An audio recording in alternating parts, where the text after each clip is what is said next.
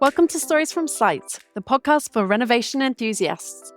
I'm Amy Donalik, and together with my co-host Jane Middlehurst, we chat with home renovators about the rollercoaster that is renovation. This week we chat with Kailas, a seasoned architect with a passion for designing spaces that promote well-being. We discuss the process of renovating his own mid-terrace Victorian house, focusing on the integration of wellness design principles. Kailas shares insights on the difference between wellness and well-being, the benefits of biophilia in architecture, and the challenges of being both an architect and a client. So welcome to the podcast, Kailas. Really great to have you with us. We would love to know a bit about your projects. I guess it would be good also to know a bit about your background and what you do as a job and how that's informed the project. Thanks for inviting me, Jane and Amy. I'm an architect. My passion is designing for well-being. So I've been architecting probably 25, 30 years. And through all of our projects now, we try to instill a sense of a contemplative design and wellness design, creating healthy buildings for both humans and for the planet.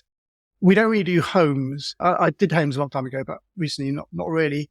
So this was a good opportunity to test out everything I've been preaching and take a few risks. Because when you're doing projects for like clients and big projects, there's certain liabilities and certain things that they don't want you to do. So this was an opportunity to put my money where my mouth is, and a lot of money, too much. Basically test them out, use it like a living lab. So we found this mid-terrace Victorian house in the end of 2021, and we kind of fell in love with it because it hadn't really been touched. The architecture was the existing Victorian architecture. Even the sash windows were single glazed and knackered, so we had to replace them, but we did it sensitively. There was no loft extension or rear extension. So the exterior was kind of perfect. The interior, on the other hand, was not. It was a layered approach to the building. So, for example, there was a heating system from the 60s, which had become obsolete. And so rather than removing it, they encased it and added a new heating system. And even all the deco had been layered, like layers and layers of wallpaper, which was cool. It was like a history trip when you're peeling away all this stuff. Absolutely. So obviously we'd have to change completely the interiors.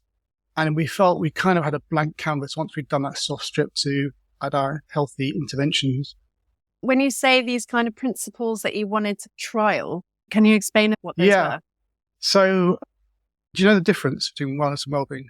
It's kind of no, tell us. So basically, well-being is where you arrive at. It's the sense of being healthy. Wellness is the strategies you take to get to that position. So you're never really going to get to a complete point of well-being, but it's about the journey, the wellness approaches and how you live that journey to become healthy. It's proven now that how you live and where you live is more important than medical interventions or your genes. Wow. So what we do as designers is hugely important in influencing. Yeah. So where were we? Okay, so there's two main methods for design. There's the well building standard and the fit well. So I'm a well building accredited professional and a fit well ambassador, which means I can design in those two ways. They're very complicated and there's a lot to them. For this home, I wanted to simplify it and make it more accessible to more people. So we touched upon three approaches to designing for well-being. One of them was eat well, which is kind of a healthy kitchen. Sleep well, which is creating spaces which will support a better way to sleep and rest. And stairwell, which is about moving well and countering the pathologies of cardiovascular disease, diabetes, that kind of stuff. So we basically focus on these three aspects. First of all, with the stairwell, we added a loft to the Victorian terrace, which meant there was a lot more stairs to climb, which could be deemed as a negative. You know, it could be a chore. Oh, I've got these stairs again. We tried to reframe it. So it's the idea of creating this journey through the building, adding points of biophilia. So biophilia is the idea that if we have a connection with nature, it will make us feel healthier. When we evolved as human beings, we evolved in nature. And when we moved into cities, we start surrounding ourselves with grey, angular buildings, and that created a sense of psychological stress. So it's about going back to that kind of relationship with nature, biophilia. So through our staircase, we try to create these organic forms, organic balustrades, using modern technologies like CNC cutting, which is computer-controlled cutting of wood, to create these more ornate organic formed in a more economic, fast way. And then we created views onto the gardens to create these nice breaks on this journey. So it's kind of like reframing how you feel about moving up a staircase. So rather than being a chore, it becomes this nice break from your day-to-day pressures and hassles in life. Can I ask you who is occupying, or what's the loft space used for? So there's only two of us. So we do have a lot of choice spaces at the moment. But currently the loft is kind of where we're going to have our office ultimately. All the architecture has been done. Maybe I'll digress very quickly in terms of the process and the history. So we bought it in 2022. We did a planning application before we moved in. And as an architect, you prepare for the worst. We did the planning application, the party wall applications, building control engagement before we even moved in. And then we used that 8-week planning period to do all of our documentation, preps, and engage with contractors.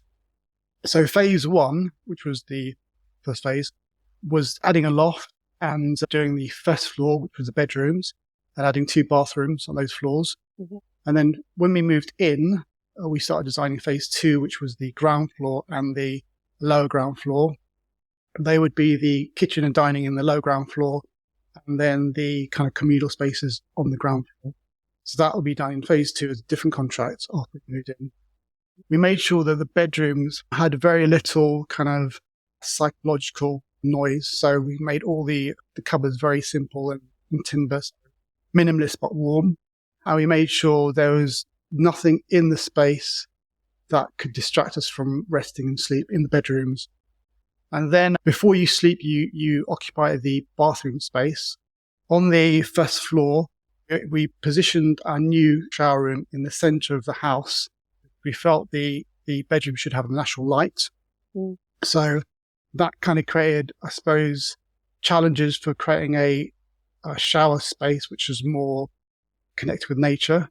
So we synthesized it. So we used biomimicry. We used a waterproof wallpaper in the shower space, which I've been trying to convince my clients to use for probably 5-6 years, but they never have because it's waterproof wallpaper in a shower room.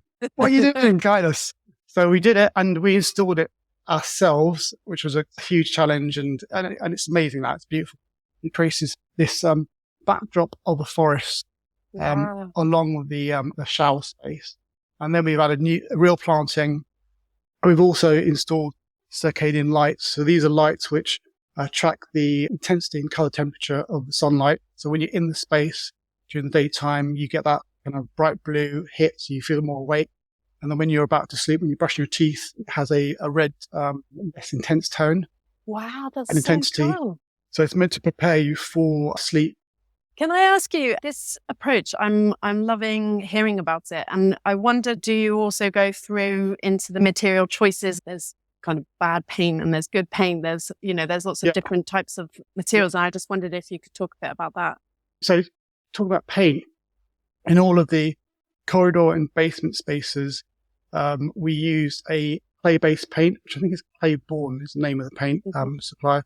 And it's slightly more expensive than normal paint, but paint's cheap compared to everything else you spend on. So the good thing about it is the actual application is really beautiful. It's really nice to apply. And clay has a health being quality to it. So there's some stuff which is scientifically proven, which I'll state, and there's some stuff which is a bit dubious, which I'll clarify as well. The stuff which is solid is the fact that clay can absorb toxins and it can moderate humidity in the environment. So it absorbs moisture when it's too humid and expels it when it's too dry. It also releases negative ions, which is real science, which get absorbed by the bloodstream, which is real science. There is studies out there which show that those negative ions influence the biochemicals, and they help release serotonin, which is a mood enhancing hormone, and it's meant to make you happy, basically. Yeah. So that stuff it's not completely BS, but there is kind of studies out there which may mean it's true. But anyway, it looks cool. It looks cool, and it does do certain things, absorb toxins. And then I love that you've thought it through to that kind of level of detail. I think that's amazing. Yeah. And we've always wanted to try, or I've always wanted to try all of this stuff. And it was just the right opportunity, and even the light fittings, the light switches. So it's a company called Corston who do really expensive brass light fittings. So we want to install those because they have a warmth, a psychological warmth, which stainless steel doesn't have. And also they're a copper alloy. So copper's got antimicrobial quality, which means it kills germs. So the microsurface of copper is slightly spiky. So when bacteria touch it, it spikes through and kills the nucleus. So it's got an antimicrobial quality, and it looks psychologically warming. So there's all these details which I think are super important. Yeah. I will notice them, but anyway. Jen, I feel like you have a question you want to ask. Oh no, I'm just really enjoying the level of detail. I can see you writing notes. I am writing notes. I think I'm just happily surprised because obviously when we talk about wellness, a lot of it's intangible. And I really love the scientific backing that you're talking about. It just makes it quantifiable. Do you feel those small interventions that you've made? Obviously, you lived probably in a house before that didn't have them. Have you noticed, or is it kind of because you've done it kind of thing? That's the $1 million question. So the well building standard and Fitwell, they kind of lean into all the physiological benefits. So measuring the quality of carbon dioxide in the air, also you can measure. The thing about are you happy? You can't measure it, so they don't lead into those aspects. But there is neuroscience which can measure brain activity, which might help. But to be honest with you, I feel, in an architectural sense, I feel better because we've done the 2 phases. We've now done all the architecture, and it's kind of the way we want it to be. But I don't know. I meditate every morning, and people ask me, does it make you feel better? And you never know because you meditate. So if you didn't meditate, you don't know what to compare it to. Yeah, exactly. But I think it's definitely physically healthier. I decided to add an MVHR system, which basically takes a moist, warm air from the kitchens and bathrooms and the smelly air from those spaces, takes it to a unit, keeps the heat, throws out that moist carbon-rich air, brings in oxygen-rich air, which is cooler, gives it that heat, and it puts it into the living spaces. So internally, you create a flow of air as well. So it controls smells and oxygen levels and vectors in the air as well, which are less of an issue at home, but are still important. So with that, with the insulation and the air source heat pump, because we had a gas cooker and a gas combi boiler, we removed those. So with the new interventions, we're hoping we can obviously be kinder to the environment and reduce our heating bills in the near future. It's not going to happen yet because, the government's still burning gas to create electricity, but hopefully in the future we'll have a renewable house. It's amazing. And can I ask you about the Eat Well side of things? So Eat Well is the kitchen we found was very small, cluttered, and had a very small aspect to the garden, which was south facing, which is good. So lots of lovely natural light coming in, but there wasn't enough of an opportunity to enjoy that sunlight and that view. So we opened up the rear, created these really nice large sliding windows, which were a nightmare to get into the house, but they're now beautiful. And then we framed the whole space with these really warm timber doors. So the idea was to create this bespoke kitchen, which kind of has doors which open out into the pantry room, the amenity room, and then also act as enclosures to the dining room. So they become enclosures, then they open up to become the cupboard doors for the kitchen. It's super complicated, super bespoke, and we tried to do it with a kind of standard kitchen designer because I didn't want the hassle of all the coordination, or we couldn't find anyone to do it. So then we decided to go with IKEA and a company called Plykia who do these very nice doors which fit over the IKEA carcasses. And it allowed us to then use those Plykia doors to both create cupboard doors, amenity doors, and also the doors which kind of separate the dining from the kitchen. And it was a huge coordination nightmare. And the contractor still has sleepless nights, he tells me, over this coordination. Yes. So it was just so I got the contractor to laser measure the whole space continuously after each stage and then mark it out. And in the end, I don't know if he thanked me, but he appreciated that kind of level of detail because it meant that it worked really well. And they were amazing. They were really good. And in the end, end product is just like, it looks good. Yeah. I'm happy We've with seen that. a video actually of you kind of moving the doors in various configurations. It's incredible. Yeah. Yeah, I'm happy with that. And the actual floor finishes are on Mimoleum, which is like a lino, a grey lino. And then that color coordinates with the decking outside. So it feels like a seamless space from dining, kitchen to decking. I'm trying to create these rolling, and it's all level as well, trying to create these rolling working platforms, which can be taken outside. You can do your prep outside. You can grow kitchen garden outside. Then you can ride it back in. So if the London weather permits, you've got this really kind of, mobile, flexible, open space. We just have to live in now because we're not really enjoying it yet. We're still kind of doing the final tweaks. Yeah. You need to wait for the spring. Yeah. Wait for the spring. Yeah. Because the video we've seen, just to kind of explain for people at home, like it's a very minimal space, isn't it? So you've created this very calm, like all the cupboard doors closed. And then we've seen a video of you walking around, which is like the kitchen cupboards open, they conceal things behind. So like you said, there's a pantry hidden behind one door and an entrance space hidden by another. But when you look at it at first, you wouldn't know they were there. And then the two big doors that close, it's a bit like one of those talks with the micro apartments where things pull out, and things move. So the idea with those doors also, it's playful, it's fun ultimately. Yeah. But the idea was when you close it off, it becomes a place for ourselves and guests to just have this calm, open space, which links inside to out. And it has this sense of a contemplative space, which means a calm space, which has a simplicity but a warmth to it. Yeah. So in kind of meditation parlance, it's about kind of removing all the clutter so that you've got space to think about the important stuff in life. Yeah. And also I like the practicalities of it because I think, I'm sure you're not like me, but I'm a very messy cook. And when you have people around, you also just want to like appear that you're not kind of like, in chaos. Yeah.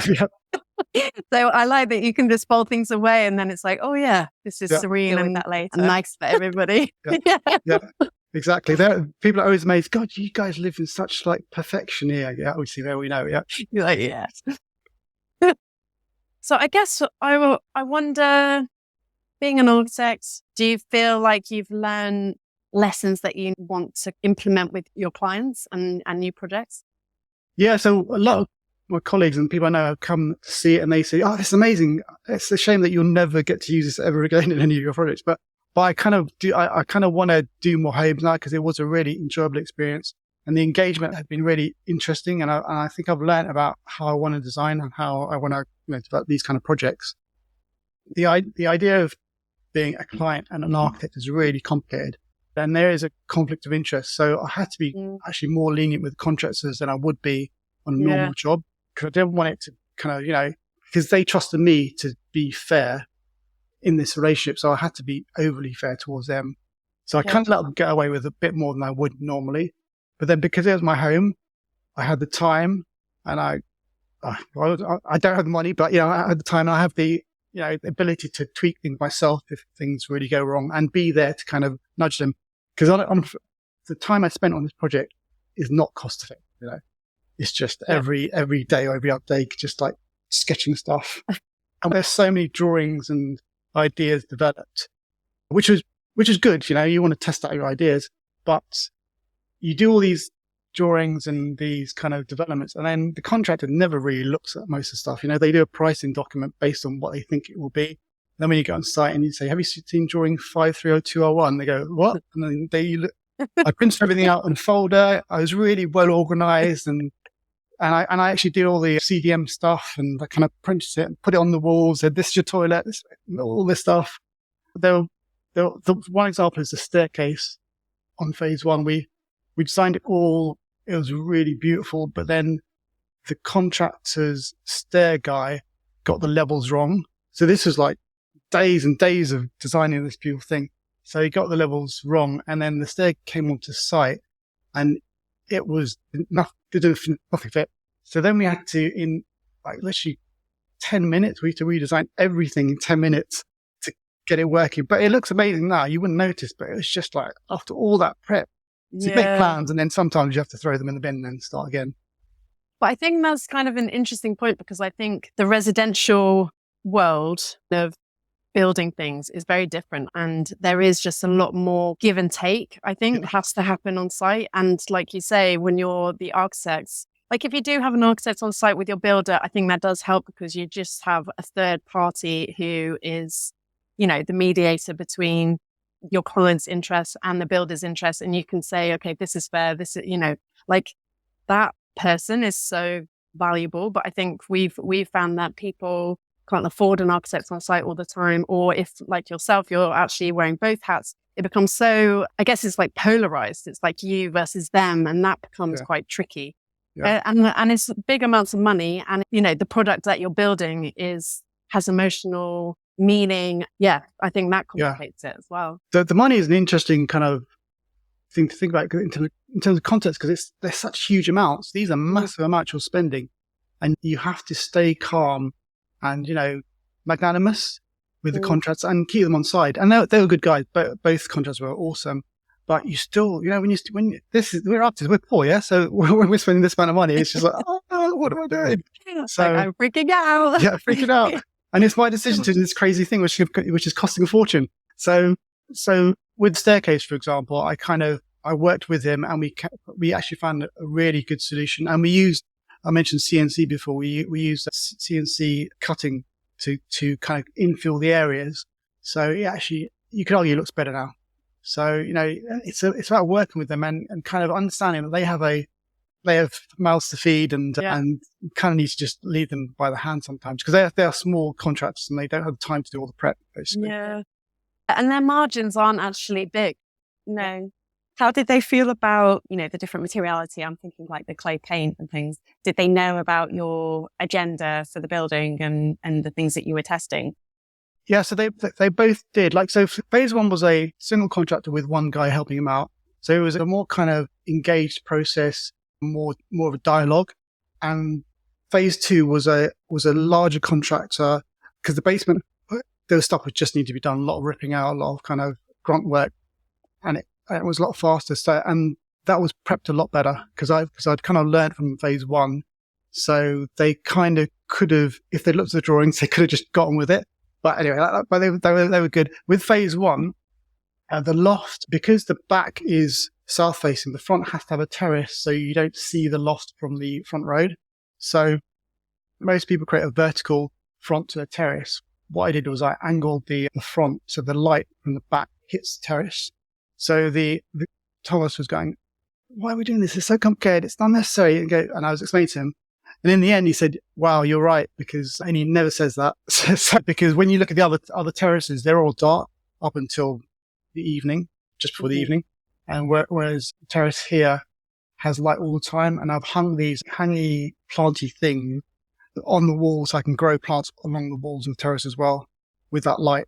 So that should be amazing next spring when I start planting.